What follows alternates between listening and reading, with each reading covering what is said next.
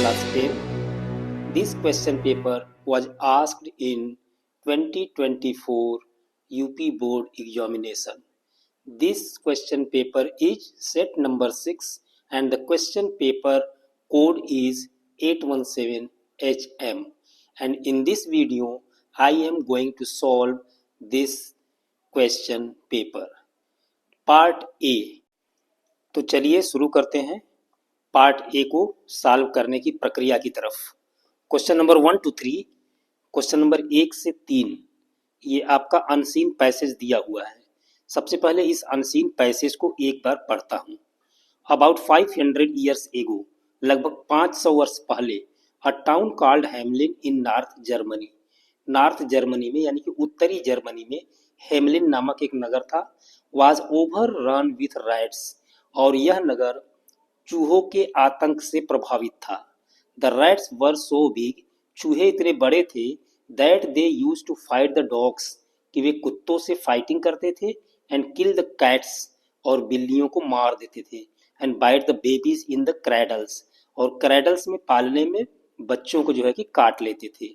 Eight last, अंत में, all the people came to the town hall, सारे लोग टाउन हॉल में इकट्ठा हुए, to see the mayor, mayor से मिलने के लिए, who was the chairman of the town, जो कि टाउन का चेयरमैन था। They begged him to do something to rid them of the rats, और उन्होंने चेयरमैन से विनती किया कि चूहों से उनको छुटकारा दिलाए।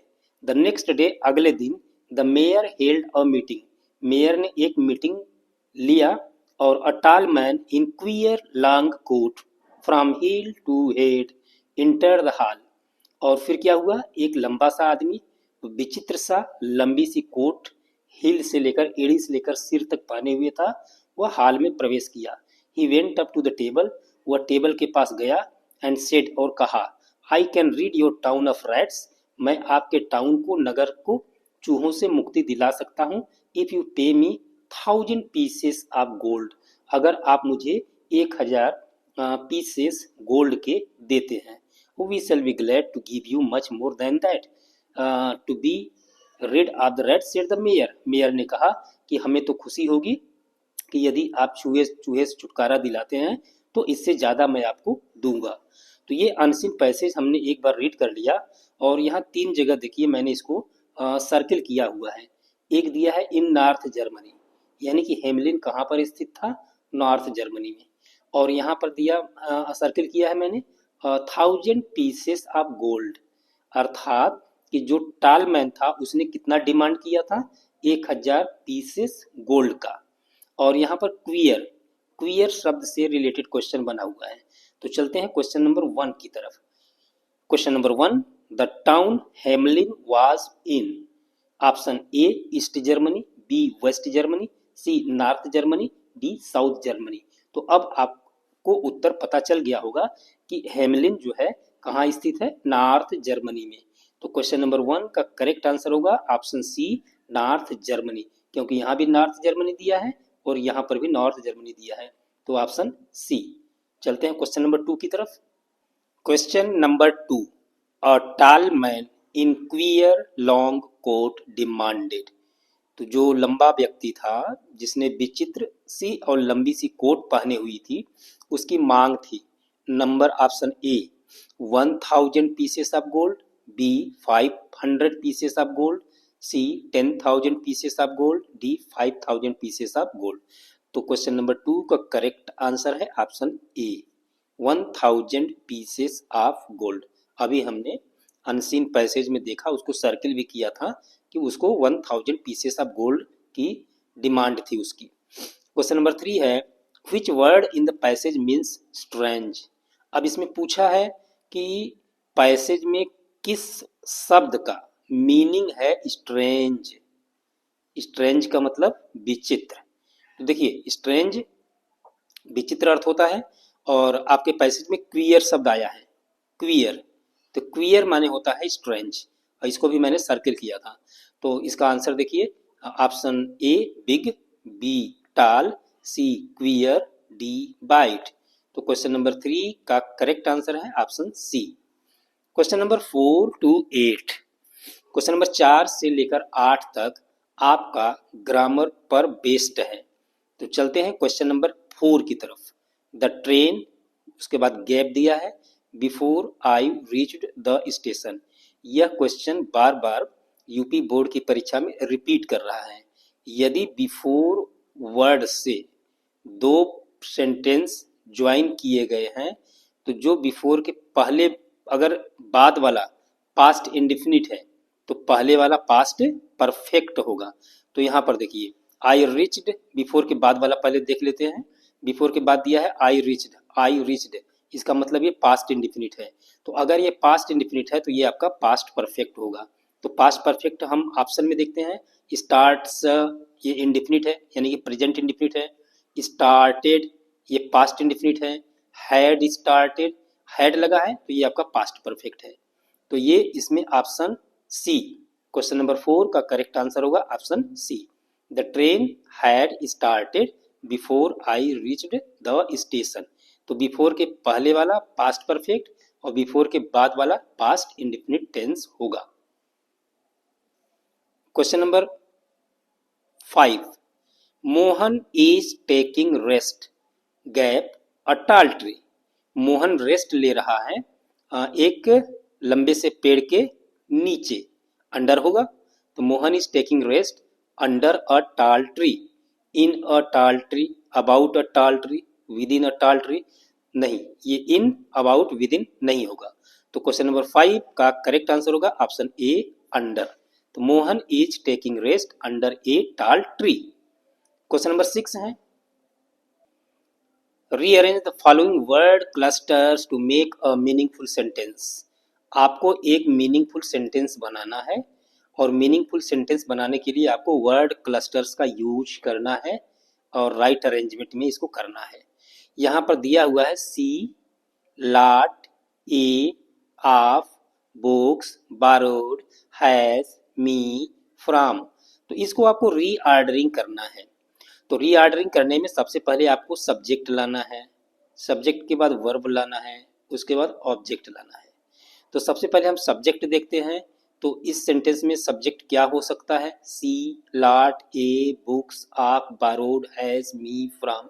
तो इसका सब्जेक्ट आपका होगा सी, क्योंकि यही प्रोनाउन है। तो देखिए ऑप्शन ए में सी दिया है और बी में हैज दिया है, सी में सी दिया है और डी में बारोड पहला वर्ड दिया है। तो ये बी वाला तो आंसर नहीं है, डी वाला भी आंसर नहीं है, या तो आंसर ए है या तो आंसर सी है। तो यहाँ पर भी सी है, यहाँ पर भी सी है। अब हम सब्जेक्ट के बाद वर्ब देखते हैं कि वर्ब इसमें क्या दिया हुआ है। इसका वर्ब है हेल्पिंग वर्ब हैज आया है, सहायक क्रिया हैज आया है और मुख्य क्रिया क्या आया है? बारोड। तो देखिए सी सब्जेक्ट हो गया आपका, हैज बारोड आपका वर्ब हो गया। तो एक हमने पकड़ लिया सब्जेक्ट को, वर्ब को भी ले लेते हैं हैज बारोड। तो सी हैज बारोड। अब हम ए में देखते हैं, दिया है ऐसा सी हैज, नो, ये आंसर करेक्ट नहीं है। देखिए सी में देखते हैं, सी हैज बारोड, सी यहाँ पर मिल गया, हैज बारोड। तो आपका क्वेश्चन नंबर 6 का केवल सब्जेक्ट और वर्ब पकड़ने से पता चल जा रहा है कि करेक्ट अरेंजमेंट वाला एक मीनिंगफुल सेंटेंस कौन सा है। तो क्वेश्चन नंबर 6 का करेक्ट आंसर होगा ऑप्शन सी। सी सब्जेक्ट हो गया, हैज बारोड आपका वर्ब हो गया और सी हैज बारोड किसी भी सेंटेंस में स्टार्टिंग में नहीं दिया है। चलते हैं क्वेश्चन नंबर 7 की तरफ। Which of the following words is miss spelled. निम्नलिखित में से कौन सा शब्द की स्पेलिंग गलत है? देखिए आप अच्छी तरीके से उन शब्दों का एक लिस्ट बना लीजिए जिसमें आई ई रहता है और जिसमें ई आई रहता है। तो आई ई वाले शब्दों का एक लिस्ट बना लीजिए और ई आई वाले शब्दों का एक लिस्ट बना लीजिए और इसको लेकर के आपके बोर्ड परीक्षा में अक्सर वर्ड मीनिंग बेस्ड पर ये स्पेलिंग बेस्ड क्वेश्चन बना देता है। तो देखते हैं, achieve, receive, believe, mischief, ACHIEVE, achieve, ये इसका स्पेलिंग सही है, अचीव में IE होता है। रिसीव में RECEI होता है, अचीव में IE, रिसीव में EI, और तो ए भी सही है रिसीव भी सही है। बिलीव, बिलीव का स्पेलिंग देखिए, BELIEVE होता है और यहाँ पर गलत दे दिया है, आई ई के स्थान पर EI दे दिया है, BELEI दिया है और होना चाहिए IE। तो इसका करेक्ट आंसर सातवें का होगा ऑप्शन सी। क्वेश्चन नंबर 8 है fill in the gap with a suitable preposition. आप एक सुटेबल प्रीपोजिशन की सहायता से इस गैप को भरिए। सी जंप्ड, देखिए जंप्ड अगर शब्द आपके दिमाग में आ गया तो निश्चित है कि कुछ गति अवस्था का कार्य हो रहा है और वो ऑप्शन होगा into. She jumped into the well, वह कुएं में कूद गई। टू सेव हर चाइल्ड, अपने बच्चे को बचाने के लिए। तो ये जंप यानी गति अवस्था में, तो इसलिए इनटू लगा।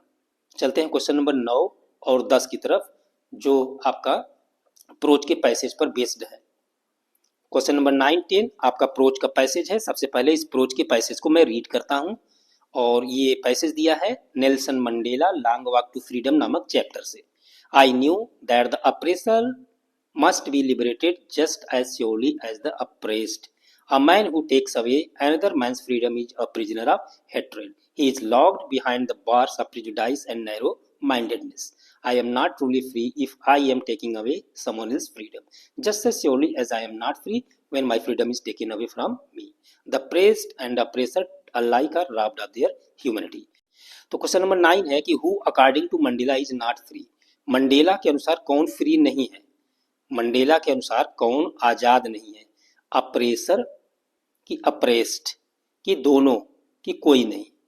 देखिए फर्स्ट लाइन में आई न्यू, मुझे पता था, दैट की द अप्रेसर जो अत्याचारी होते हैं मस्ट बी लिबरेटेड, उनको मुक्त करना चाहिए, फ्री करना चाहिए।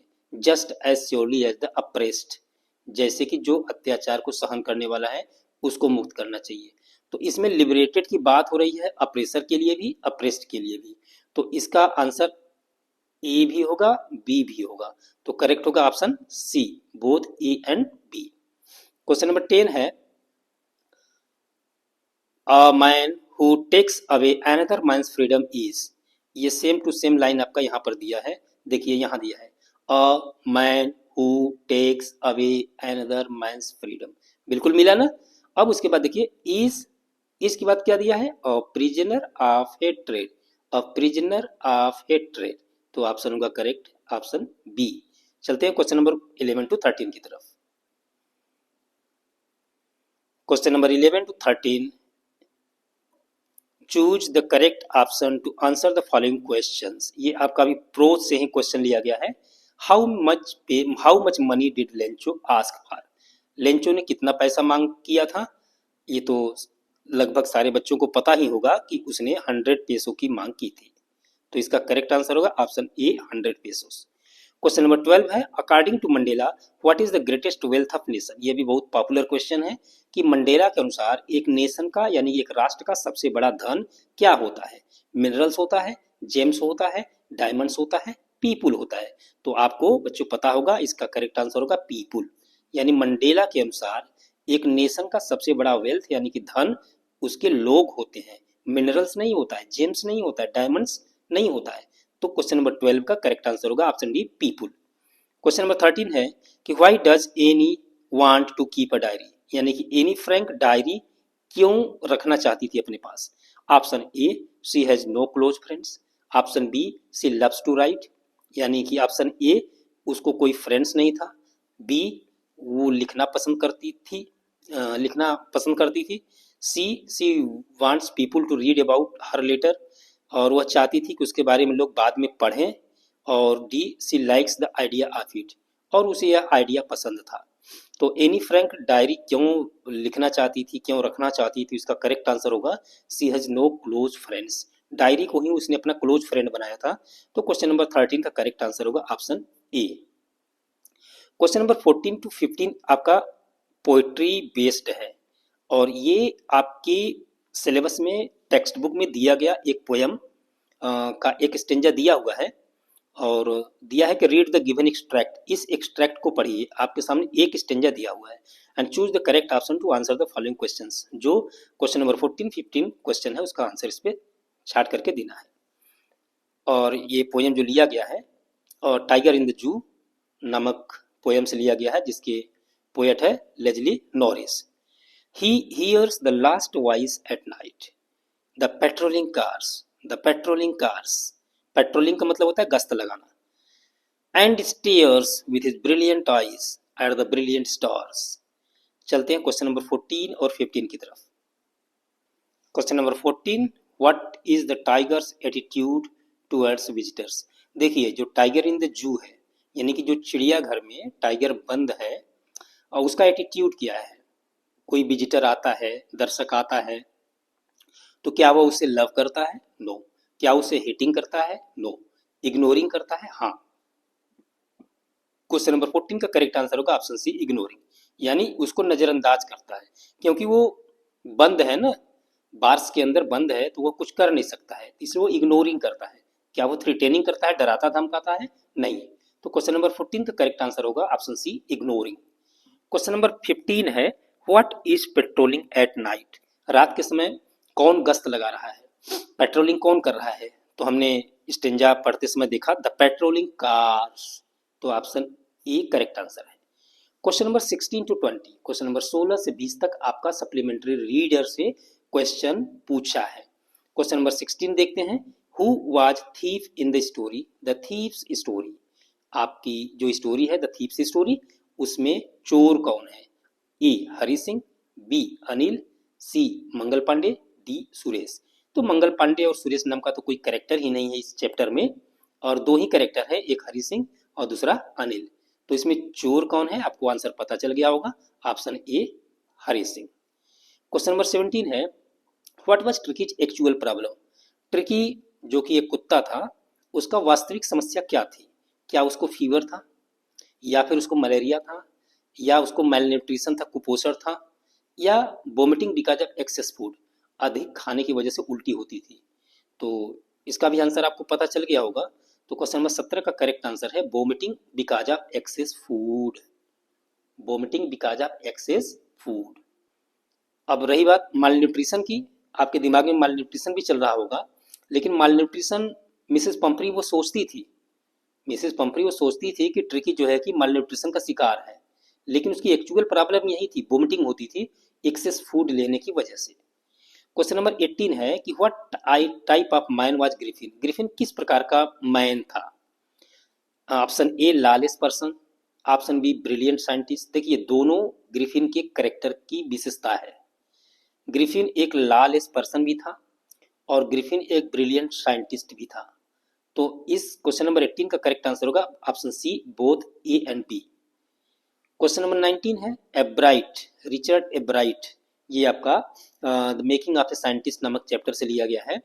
तो Richard Ebright was born in, Richard Ebright का जन्म कहाँ हुआ था? लिवरपूल में, लंदन में, रीडिंग में, ऑक्सफोर्ड में। तो इस क्वेश्चन का करेक्ट आंसर होगा ऑप्शन सी, रीडिंग नामक स्थान पर। एब्राइट का जन्म कहाँ हुआ था? रीडिंग नामक स्थान पर या शहर में। क्वेश्चन नंबर 20 है, Matilda always remained, Matilda Loisel always remained, ये नेकलेस नामक चैप्टर से आपका एक क्वेश्चन लिया गया है। तो मटिल्डा ऑलवेज रिमेंड, देखिए ऑप्शन ए अनहैप्पी, यानी कि दुखी रहती थी हमेशा, बी हैप्पी खुश रहती थी, सी डिलाइटेड प्रसन्न रहती थी, डी कंटेंटेड संतुष्ट रहती थी। आप ये नेकलेस नामक चैप्टर पढ़े होंगे। अब यहाँ ऑप्शन को भी देखने से देखिए, ये हैप्पी पॉजिटिव है, डिलाइटेड ये भी पॉजिटिव है, कंटेंटेड संतुष्ट ये भी पॉजिटिव है, लेकिन अनहैप्पी ये निगेटिव है। तो इसमें 3 ऑप्शन आपका पॉजिटिव दिया हुआ है और एक निगेटिव दिया हुआ है। और मटिल्डा रियल में सच में वो हमेशा रहती थी क्या? अनहैप्पी। तो क्वेश्चन नंबर 20 का करेक्ट आंसर होगा ऑप्शन ए, अनहैप्पी।